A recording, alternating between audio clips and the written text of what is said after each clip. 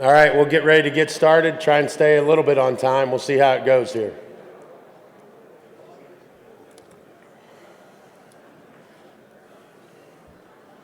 Mitch, what's up, buddy? I think we're close. I think most of the people are here for the first panel. I see Soren walking in, a couple of the other folks. Hey, Soren. We'll get situated. We'll get the back doors shut. I think most people are getting ready to come on in.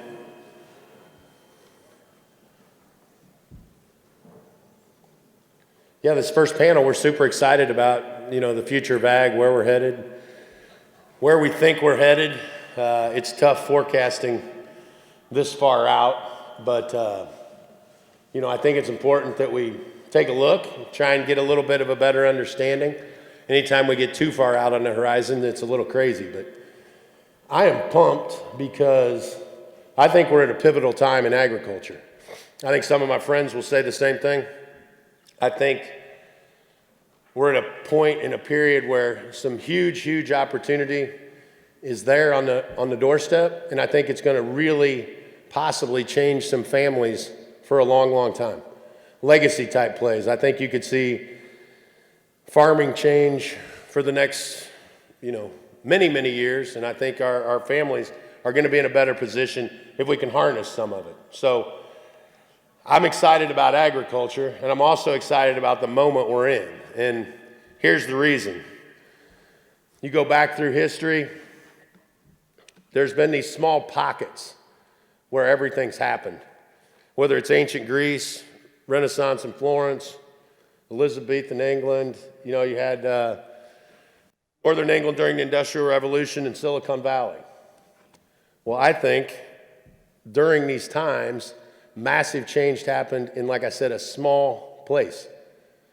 I want to believe with Carter Williams, some of the other folks I'm around, talking the ag tech, whether it's with Matt Crisp, at Benson, Soren, when he's up, the other different people, we think we're at that pivotal moment where I think we're going to see this innovation hit right now in this time. If you look, fast forward to today, there's never been a common mission or a common enemy strong enough to unite people around the world. Until recently, we've not experienced a global catalyzing event that has necessitated new modes of creating, communicating, and collaborating. We were on a call, and this was discussed a lot. There's a lot of talk that historians and a lot of people think the coronavirus pandemic may go back if we look back in history, as one of the greatest catalysts that brought people and united people around the world to work together for the first time in a long time. And we think that you're going to get a similar movement in the food space, whether it's food for health, whatever it may be along those lines.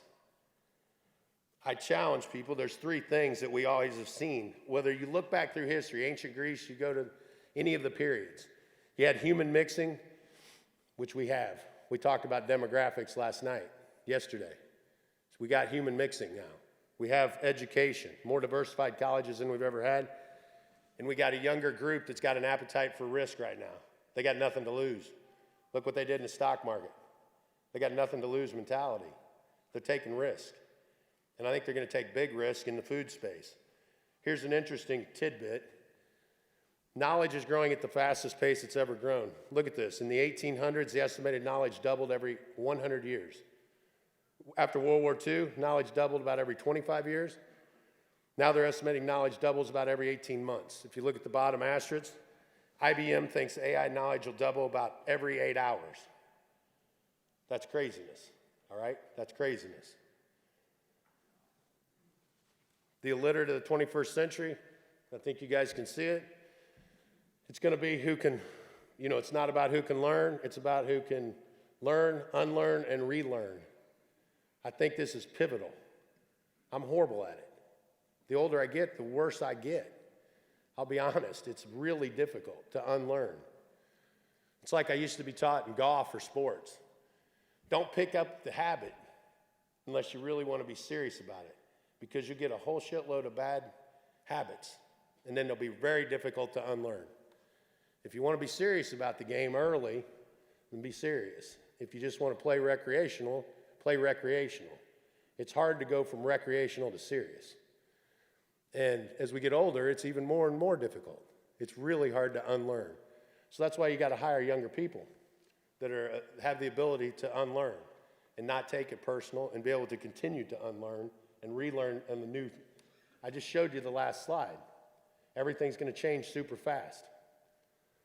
We've gone through this several times. I'll whip right through it. I want you to just think of it as, like I've said before, you're doubling about every 18 months. IBM says you'll double in every 8 hours as we move forward even further on the AI. You have an engine. You start with 160 horsepower. 1980, look how fast this thing doubles. Every 18 months. Look at where we're at. 2028. I mean, it's the rate and speed of change that is going to smoke us. That's the one we don't see. So as I said before, what will be the greatest risk in ag business? Not possessing the leadership that's open and understanding to the massive change that lies in the road ahead. Had the slide up yesterday. Same thing. Jordan's like, Dad, why you got the same slide in here? Hammer it home. You better get this one. Hammer it home. We talked about it yesterday numerous times. The irrelevance theory. If it's happening faster outside your organization than inside your organization, think about it, you got a problem. Just recognize it's all I'm saying. As long as you recognize it, now maybe you can do something about it. It's if you got the blinders on and say, no, I got all this figured out. Maybe you do. I'm telling you, it is super difficult. We were in a meeting last night.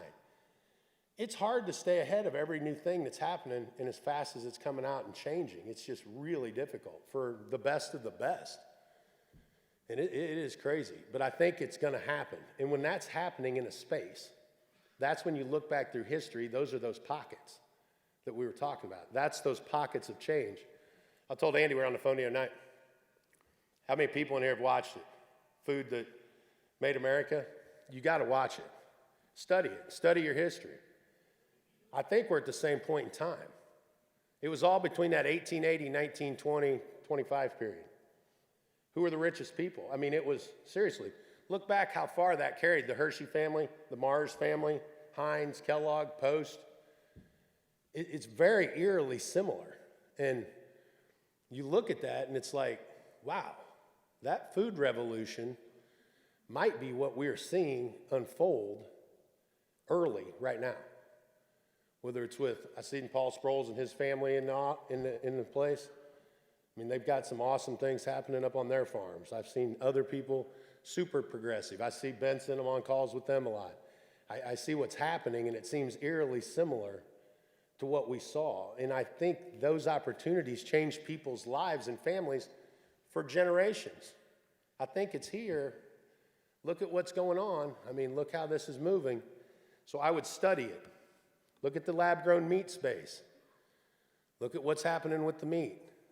Prices are getting cheaper and cheaper and cheaper. Cost of raising our cattle are getting more and more expensive. The government's putting more and more pressure on. Prices are going higher. Cost of the meat, lab-grown meat, going lower, getting better. A lot of Wall Street money pouring into the space. The kids believe, I know it's crazy to talk like this, they don't like GMOs, but they want to save the animals. They're okay, I guess, with the lab-grown meat, but not the GMOs. I told you yesterday, what was the key? Let me see if I can go back. Remember, the world is moved and changed by the stories it loves and believes in. That's how the world is moved, whether it's religiously, militarily, or through food. It doesn't have to be right. It's the stories they love and believe in. The world believes in climate change. The world believes in saving animals. And I know you guys here treat your animals better than anyone in the world. I'm with you. I don't know how we battle the story, but that's how they're wanting to move, and that's where they're pushing their money. And it's important that we understand this. I just threw up something that Rethink sent my direction. Look at this precision fermentation process.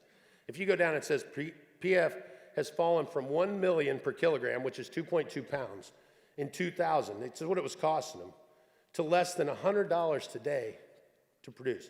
Assuming existing technologies continue on the curve we're on, they project that the cost will fall below $10 per kilogram by 2025, and that these proteins will be 5 times cheaper than traditional animal proteins by 2030 and 10 times cheaper by 2035. I mean, you don't have to believe it.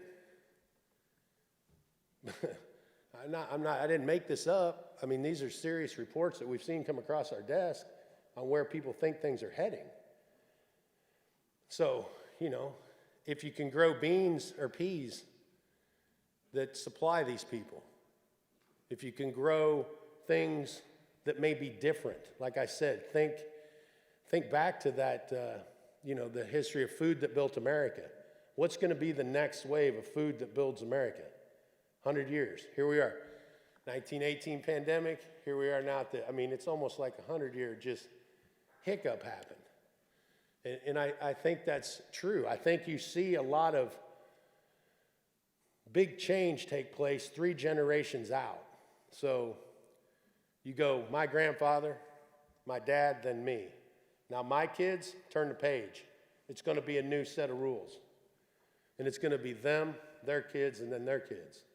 And that 3-generation link, because I can touch my grandpa and I can touch my dad. Much beyond that, it's tough. It is tough to go 4 deep. There are people that can. But then it seems to roll again. Look back through a lot of history. Just study history. And I think we're there. And so the next panel, I'm super excited about because they're talking about what the world's talking about.